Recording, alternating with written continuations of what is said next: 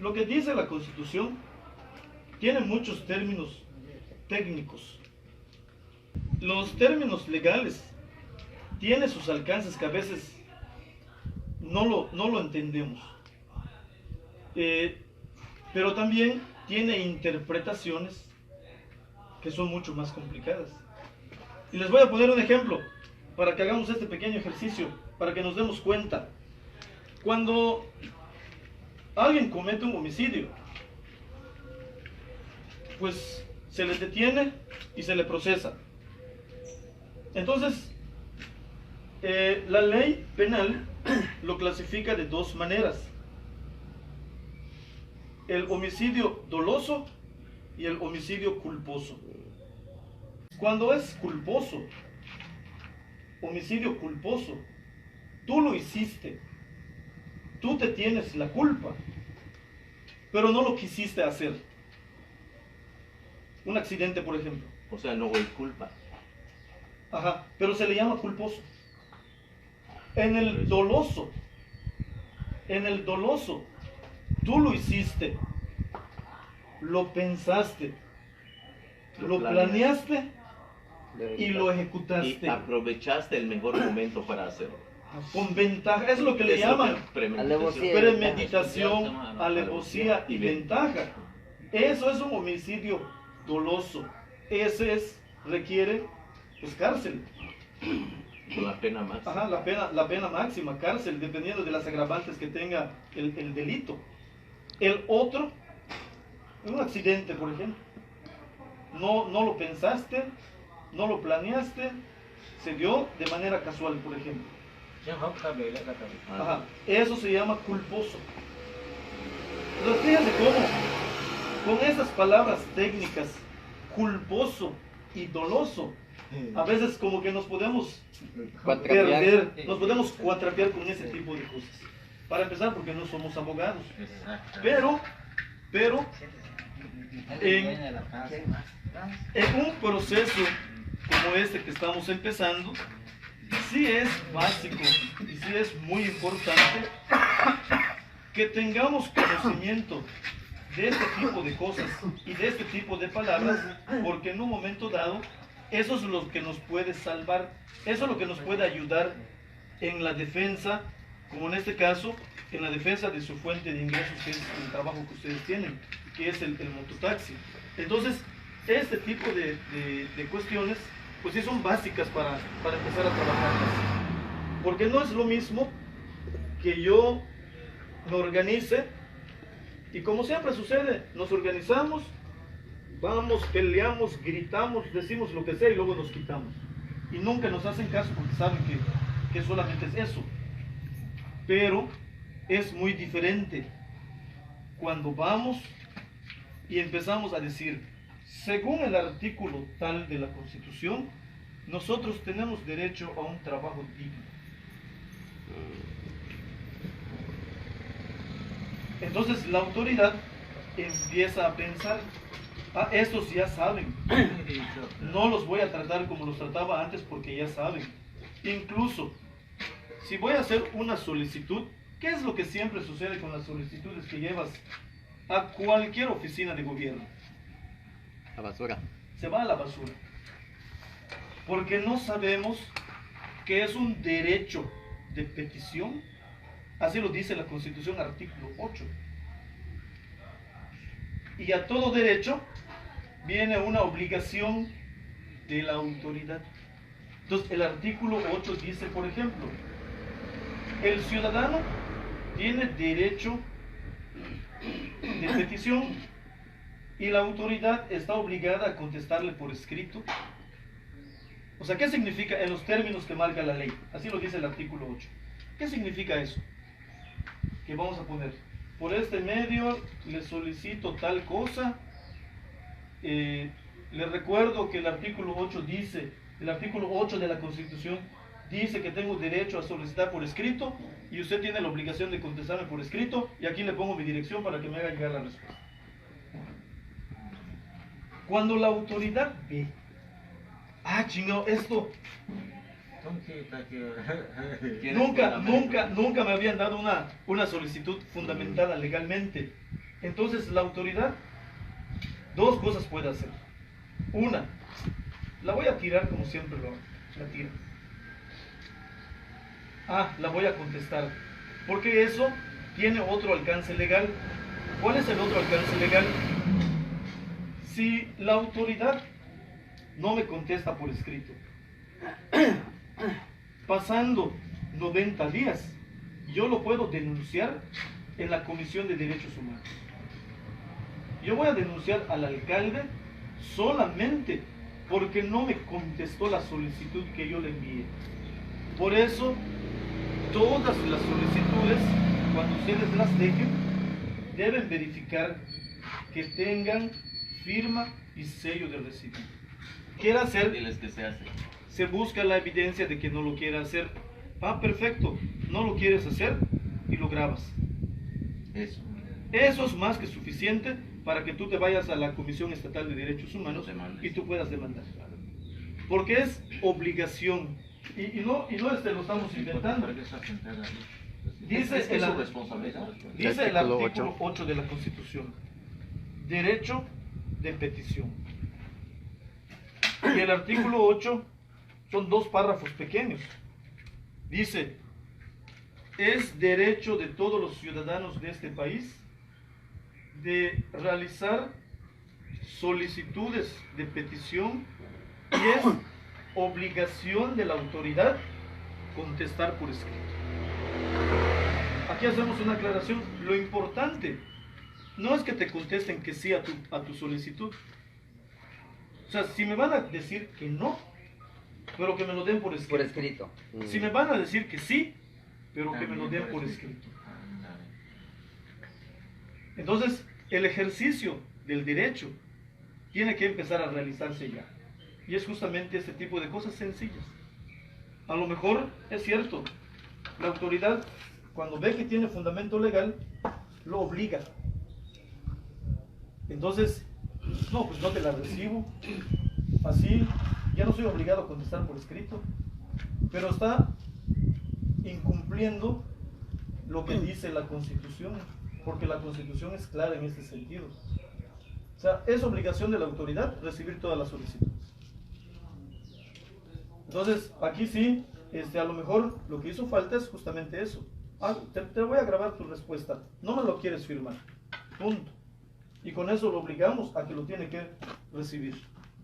Sí. ¿Sí? Sí, está claro. Sí, Entonces sí. son pequeñas cosas que vamos a ir platicando y discutiendo aquí dentro de este espacio. Bueno, una cosa muy importante igual es esto de saber de dónde nos vamos a basar para poder exigir todo ese tipo de cosas. A lo mejor no vamos a hablar y no le vamos a meter mucho al tema del amparo, porque necesitamos primero la base. Podemos dar algunos pincelazos acerca del amparo, pero a lo mejor necesitaríamos una segunda o una tercera sesión para hablar en sí del amparo, los alcances del amparo, pero necesitamos primero esta parte que es básica, ¿no? Bueno, dentro de esta parte que es básica, les queremos comentar que necesitamos conocer primero la Constitución y de manera concreta, buenos días, y de manera concreta necesitamos conocer básicamente y mínimamente capítulo 1 y capítulo 2 de la Constitución. El capítulo 1 se refiere a los derechos humanos y sus garantías. Es la parte básica. Son 29 artículos de la Constitución, de todo el capítulo 1. Y esos 29 artículos del capítulo 1, estamos hablando de los derechos que tenemos como mexicanos. Entonces es la primera parte que necesitamos conocer. La ley de amparo, fíjense que también está en la Constitución. La ley de amparo es reglamentaria del artículo 103 y el artículo 107 de la Constitución. allá están las bases del amparo. Entonces es fundamental que vayamos conociendo cuáles son esas bases precisamente, ¿no? Bueno, entonces, ¿a qué se refiere? Por ejemplo, el capítulo 1 de la Constitución. Es así como decir, hay una lista de derechos a los que podemos tener acceso. Y a cada derecho implica una obligación del Estado. Eso es muy importante. Tengo derecho, por ejemplo, a la salud. Sí tengo derecho a la salud. Eso implica que el Estado necesita o debe tener un programa de políticas públicas para que me puedan garantizar ese derecho. Entonces, cada artículo de la Constitución tiene varias leyes reglamentarias. Por ejemplo, si estamos hablando artículo 3, derecho a la educación. Hay una ley general de educación, que esa ley general de educación es la manera como el Estado te garantiza, o al menos te debe garantizar, que tú puedas tener derecho a ese acceso a la educación. El artículo 4, por ejemplo, dice que tenemos derecho a la salud. Bueno, hay una ley federal de salud o ley general de salud, y es allá como se determina cuáles son las políticas públicas para que tú puedas tener garantizado ese derecho. Y así, cada uno de los artículos, de los primeros 29 que hay, tiene su reglamentación mediante leyes generales o leyes federales. ¿Qué es lo que sucede después? Cada estado tiene una constitución local. Lo que dice la constitución local debe ser también en relación a lo que dice la ley federal. Así como hay ley general de salud, debe haber una ley estatal de salud. Así como hay una ley general de educación, debe haber una ley estatal de educación. Y de allá, de esas leyes estatales, bajan a los municipios y se deben convertir en políticas públicas. Y es así como funciona todo este entramado de las leyes, que sí es importante que lo vayamos aprendiendo para saber cómo funciona. Otro tema que también es fundamental es que el artículo 133, por ejemplo, de la Constitución, habla de los tratados internacionales relativos a derechos humanos. Dice, en este país, los tratados internacionales que México ha firmado en el tema de derechos humanos son también ley nacional. ¿Qué significa eso? Que si encontramos una ley internacional que México ha firmado, yo también me puedo amparar con esa ley. No importa que sea un tratado internacional. El artículo 133 de la Constitución es claro. Por ejemplo, la Declaración Universal de los Derechos Humanos. México lo ha firmado y lo ha aceptado en la Cámara de Diputados y de Senadores. ¿Cómo me puedo defender dentro de todas estas leyes que existen en México? Solamente como un dato estadístico, en México tenemos aproximadamente 307 leyes federales que se derivan de la Constitución. Entonces imagínense ustedes conocer 307 leyes federales. O sea, ni los abogados conocen las 307. Entonces sí es muy amplio el panorama legal, y sí nos podemos defender. También es importante comentarles que el asunto del derecho tiene sus limitaciones. Llega un momento en que ya dices, ¿qué sigue? Si ya me defendí con esta ley y perdí, me defendí con esta ley y perdí, me defendí con esta ley y perdí. Entonces, ¿qué es lo que sigue ahora?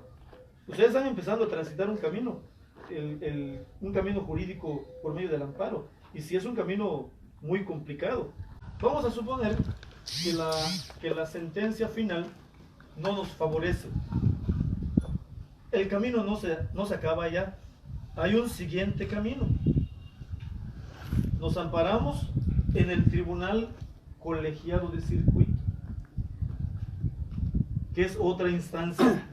Es la siguiente instancia después de los juzgados federales. Me voy al Tribunal Colegiado de Circuito e inicia otra vez el proceso. Se le da continuación al proceso allá. Si al final en los juzgados de circuito pues la sentencia es en contra nuestra, nos queda una instancia todavía, la Suprema Corte de Justicia. Claro, estamos hablando de tiempos largos. Está la Suprema Corte. Vamos a suponer que en la Suprema Corte también la sentencia no nos favorece. Recuerden lo que les mencioné hace un momento del derecho internacional. Entonces a lo mejor me puedo ir en la Comisión Interamericana de Derechos Humanos. Vean cómo se va abriendo el panorama. Termina aquí este proceso, pero podemos continuar con este. Luego podemos continuar con este. Y cuando aquí en México, el máximo tribunal, dicen que las sentencias son inatacables, o sea, de lo que diga la Suprema Corte de Justicia de la Nación es palabra de Dios. O sea, no lo puedes. No tienes dónde ya en este país a quién le vas a reclamar. Pero hay instancias internacionales, como la Comisión Interamericana de Derechos Humanos. Entonces, sí, son procesos no inmediatos, Duraderos. son procesos que tardan. Por eso es importante que este proceso de formación política no sea la sesión de hoy, terminamos la sesión de hoy, ya no nos volvemos a ver, sino que tiene que ser un proceso constante para que la gente esté consciente de cómo es transitar en este camino legal. De manera personal, yo les quiero comentar cuando nos amparamos contra el ASPI. El maestro Pedro y un servidor somos los dos que firmamos el ASPI aquí en Yucatán. El ASPI es el Acuerdo para la Sustentabilidad de la Península de Yucatán, un acuerdo que firmaron los 3 gobernadores de la península. Pero ese acuerdo, para no hacerles largo el cuento, no es más que la entrega de los recursos naturales de la península a un grupo de empresas para el saqueo y el despojo de los recursos naturales. Entonces nos amparamos aquí en Yucatán, el maestro Pedro y yo, y fue así el proceso. En el juzgado segundo nos tiraron el amparo, nos fuimos al Tribunal Colegiado de Circuito, de allá regresó al juzgado 2, y en fin, hasta que finalmente hubo una sentencia en Quintana Roo a favor de nosotros, ¿no? Para que el ASPI, que es el acuerdo firmado por los gobernadores, quede sin aplicación en la península. O sea, imagínense ustedes, solo 2 firmamos ese acuerdo, o sea, el amparo contra ese acuerdo, solamente 2 personas, y de alguna manera ganamos ese amparo. Ustedes no son 2, ustedes son más y pueden ser más. Incluso entiendo que en el proceso de amparo, las personas que en este momento no se han amparado pueden ampararse después, o sea, pueden sumarse a ese amparo. Vamos a suponer aquí, somos poquitos, somos 17 los que nos amparamos. Y aparentemente pues somos pocos, no hay mucha fuerza, pero sí, les digo, un acuerdo que firmaron 3 gobernadores, los firmamos entre 2 nada más. O sea, sí es posible hacerlo. Entonces, dentro de este proceso de formación política, si hay más gente que se va haciendo consciente y se va sumando a ese amparo, sí es posible hacerlo. Sí es posible. Ahora bien, también es fundamental la participación dentro de este proceso. Le llamamos nosotros el litigio estratégico participativo. ¿Qué significa eso del litigio estratégico participativo? Significa que ustedes, que son los demandantes, estén al frente de las decisiones El proceso. y del todo el proceso. ¿Qué es lo que puede suceder? No estamos diciendo que eso vaya a suceder en este caso, pero ha sucedido en otros casos y se los queremos compartir. En una ocasión se metió una demanda por los ejidatarios de la zona de Junucma, cuando se quería hacer un aeropuerto en esa zona, y la gente de allá nombró a un abogado como su representante. Luego la gente, cuando vieron que esto pues ya era inevitable que les quitaran sus tierras, la gente se empezó a manifestar, empezó a hacer plantones, hasta que llegó el momento en que los agarran y los meten al bote, a los ejidatarios. Y también al abogado, lo agarran y lo meten al bote. Pero luego, ¿qué hizo el abogado? Llegó a un acuerdo con la autoridad. Él sale, le dan su buena lana y deja en desprotección a todos los ejidatarios, porque los ejidatarios lo habían nombrado su representante legal. O sea, la gente no participaba directamente en el proceso. La gente solo participaba cuando requería firmas, o a veces ni eso, porque el representante, pues ya lo nombraste tu representante, su firma vale hasta por ti. Entonces, dentro del proceso estratégico participativo, no se nombra a alguien para que firme por todos, sino que la participación tiene que ser, sí, en la demanda generalmente te piden, si tú lo decides, que haya un representante común, pero ese representante común, en teoría, no puede hacer nada si los demás no están de acuerdo, porque es representante común. En la demanda de amparo que nosotros metimos, yo era el representante común, o sea, yo representaba al maestro Pedro. Entonces, cuando a mí me citaban, porque solamente a mí me citaban en el juzgado, pues me citan por tal cosa. Entonces yo le mando la información a Pedro, le digo, Pedro, me están citando por esto. Bueno, lo platicamos, y cuando yo voy, no es solamente mi decisión, es también la decisión de él, porque ya lo platicamos previamente. El abogado debería estar en estos espacios y explicarles esas palabras que significan, para que ustedes comiencen a entender de qué se trata. No es caso del abogado, es caso de ustedes. Ustedes tienen que tomar la decisión. Y lo pongo en un ejemplo tan sencillo. Imagínate si dos personas que se van a casar, no es decisión de ellos, lo deciden terceras personas. Dime qué clase de matrimonio va a ser si no lo deciden ellos, si lo deciden terceras personas. Pues así está este proceso también con el amparo. Si ustedes tienen que tomar la decisión, pero otra persona es la que influye para saber cómo hacerle, pues va a fracasar necesariamente, ¿no? Entonces es importante que conozcamos los términos que se dan y que les vaya explicando en qué consiste. Si ustedes ya tienen bien la información, ya pueden discutir qué les conviene y qué no les conviene. Por ejemplo, una de las cosas que puede decir un abogado medio cabrón, puede ser, que diga, si me dan a mí todo el poder, me firman un poder pleno para que yo les represente, no necesitan molestarse, yo lo veo.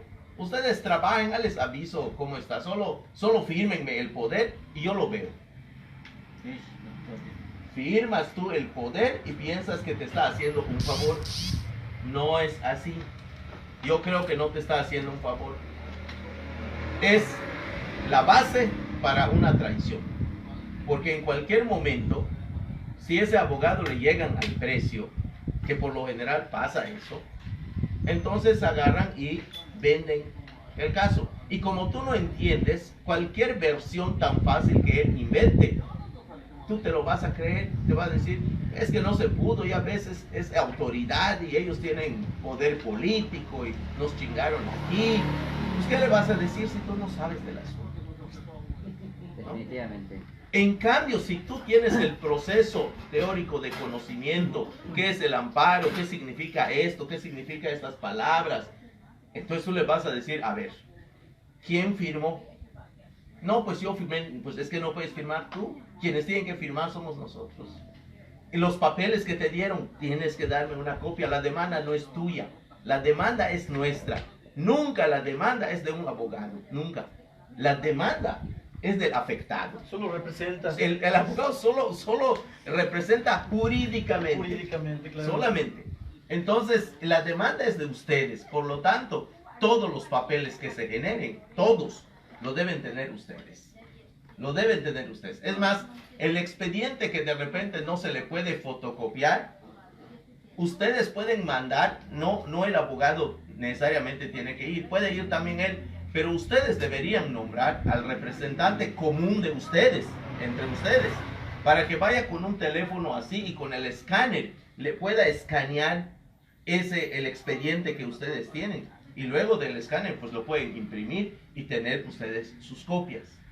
Porque esos expedientes no te lo permiten sacar, pero te permiten escanearlos. Entonces, ustedes tienen que nombrar a su representante común, que no sea el abogado. Para eso. Y cualquier cosa que de repente se genere, alguna decisión, lo que sea, que se genere, necesariamente tiene que ir en el expediente. O sea, que ustedes no lo sepan o no lo conozcan, no significa que no exista. Exacto. El expediente, cualquier documento que sea, se archiva en el expediente. Entonces, si nadie va y revisa el expediente, a lo mejor no se van a enterar de las últimas decisiones. Claro. Y esas decisiones, por ejemplo, tienen que ver con el informe de la autoridad. Ustedes tienen que conocer o deben conocer el informe de la autoridad. Porque bueno, viene el amparo y lo que le van a decir inmediatamente al presidente, en este caso y en cualquier otro caso, por la autoridad, a ver, mándame un informe sobre esto que reclaman de ti. No puede decir que no. La autoridad superior a él, que es la otra instancia, por la cuestión democrática, está obligado a mandar su informe. Ahora, hay una cosa importantísima que ustedes tienen que saber y entender. En un pleito, como en todos los pleitos, no esperemos reacciones morales y aceptaciones de responsabilidades de la contraparte. ¿Sí me explico? Kanat Keshbeyo. Madanati. Guayanu ebatele, tushku yuchu patlan takpolile, mad una japat que uyay ba uts le machete kabate la utabola. Una de las cosas que podemos esperar, y porque es así el proceso, es que no basta con declarar si esto es cierto o no es cierto. En la ley lo que se busca es argumentar por qué sí o por qué no. Y aquí no ponen ningún argumento, ninguno. Aquí solo dicen esto no es cierto y esto no es cierto. Entonces, ¿y lo cierto cuál es? ¿Y por qué no es cierto? Pongan los argumentos. No está poniendo ningún argumento. Entonces esto está rete fácil para el abogado. Agarrar entonces y meter con base a ese informe todo lo que necesita para irlos aplastando. Eso es lo que el abogado les debe venir a explicar. Que comente con ustedes este tipo de cosas, porque va a ser importante que ustedes lo sepan, ¿no? No esperemos, no les reclamemos vergüenza, ¿no? Ya no estamos en el momento, en la condición de reclamarles vergüenza. Aquí no vamos a reclamarles cuestiones morales. A eso lo perdieron hace tiempo. No se los pidas ya. Pero lo chingón del asunto es que niega y comete públicamente. O sea. Por eso, pero eso ya no se arregla en la cancha donde ya estamos. La cancha donde ya estamos es la cuestión legal. Ya no es la cuestión moral. Eso. No hay moral. No, ya no hay. Ya no hay. ¿Por qué llega el momento del pleito? Porque la moral se perdió. Si no se hubiera perdido la moral, entonces podemos hablar. Pero como se perdió la moral, lo que sigue son los madrazos. Ya no esperemos una cuestión moral. Entonces estamos en la cancha de la ley y lo que vamos a hacer es ir de acuerdo a lo que plantea la ley. Que fundamente por qué no es cierto. Les quiero comentar, justamente esto que dice Pedro de los argumentos. En el caso de nosotros, cuando demandamos por el ASPI, ¿qué es lo que nosotros estábamos demandando en el ASPI? Uno, que el ASPI decía, bueno, dice que hubo una traducción al maya de ese acuerdo. Uno. Dos, dice que hubo consulta previa en las comunidades de Yucatán. Solamente esos dos argumentos bastaron para que lo tiremos. Uno, se le solicita la versión en maya. No hay versión en maya. Dos, si hubo consulta, es facultad de CDI, cuando era CDI y no INPI, y del INDEMAYA realizar una consulta. Entonces le demandamos también a la titular de INDEMAYA y de CDI para que en un momento dado, pues, que nos den los resultados de la consulta y cuándo se hizo. Claro. En el informe que ellos presentaron, dijeron, a mí nunca me solicitaron que yo haga consulta. Y el acuerdo dice que sí se hizo consulta. O sea, si aquí ya hay un amparo, ya hay una suspensión provisional y te están persiguiendo, eso se llama intimidación. Acoso. ¿Qué es lo que tienes que hacer? Demandar penalmente a la persona que te está intimidando o a la persona que te está acosando. Y si proviene de la autoridad, entonces es mucho más grave.